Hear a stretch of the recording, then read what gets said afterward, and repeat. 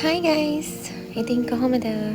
ඔන්න මතකනේ අපි කිරිවෙහෙර වහන්සේ වන්දනාමාන කරන්න ගියා.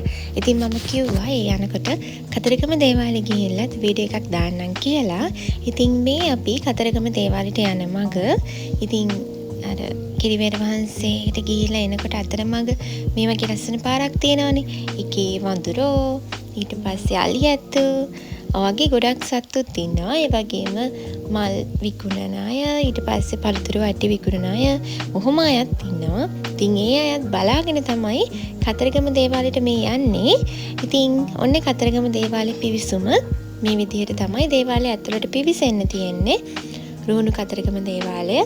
ඉතින් මේ තියෙන්නේ ඇත්තටම දැන් අපි හිතන්නේ දේවාලයකට ගියාම අපිට අර සද්ද ඇහෙනවා. ඒගොල්ලන්ගේ අර තියෙන ඒ යාතිකාවන් ඇහෙනනේ. හැබැයි කතරගම දේවාලෙට ගියා කියලා අපිට එහෙම අර කනට නුහුරු දේවල් ඇහෙනවා අඩුයි ඇත්තට. මම දන්නේ ඒක මොකක්ද හේතුව කියන්න.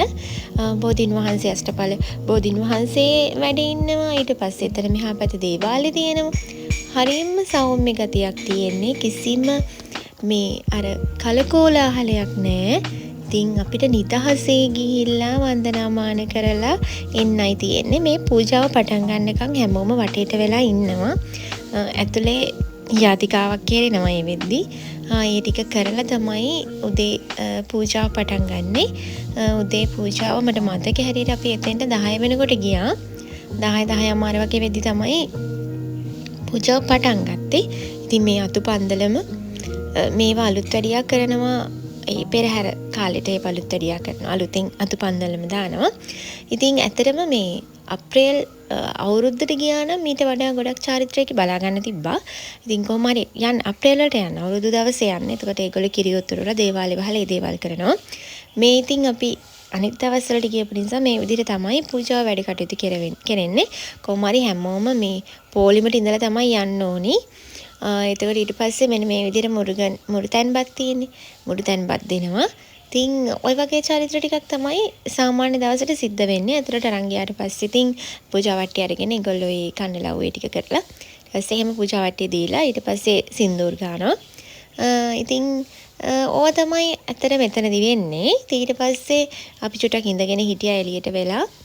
ඇත්තටම අර කතාව චිත්‍රපටිය ඒකත් බලලා මෙතෙන්ටත් ගියාට පස්සේ ලොකු අදහස් ගොඩක් එනවා. කියන්නේ මේ විදිහට පොල් ගහනවා. මම ඇත්තට මේක වීඩියෝ කරන්න ගිහින් මම වීඩියෝ කරේ නෑ. ඒ පොල් ගහන ඒවා තියෙනවා. ඒ වගේම ලස්සන විලක් තිබ්බා. ඒක මාර ලස්සනයි. ෆොටෝස් වලටම හරිම ලස්සනයි එතන. ඉතින් ඔන්න ඔය විදිහට තමයි කතරගම දේවාලේ ගියේ. මම ඊට කලින් දේවාලේ අවුරුදු කාලේ වුණු චාරිත්‍ර අවුරුදු දවසේ වුණු චාරිත්‍රාත් එක්ක ලොකු වීඩියෝ එකක් මම දාලා තියෙනවා. ඒකත් බලන්න. ඒකත් බලලා ඕගොල්ලොත් කතරගම දේවාලේ යන්න ගිහින් වැඳ පුදා ගන්න. තමන්ගේ බලාපොරොත්තු තියෙනවා නම් ඒ දේවල් කියන්න. ගොඩක් ඒවා ඉෂ්ට වේවි. මං හිතනවා ඉෂ්ට වෙන්න ඕනි කියලා. ඉතින් ඒ නිසා ඕගොල්ලොත් යන්න දේවාලෙට ගිහිල්ලා වැඳ පුදා ගන්න.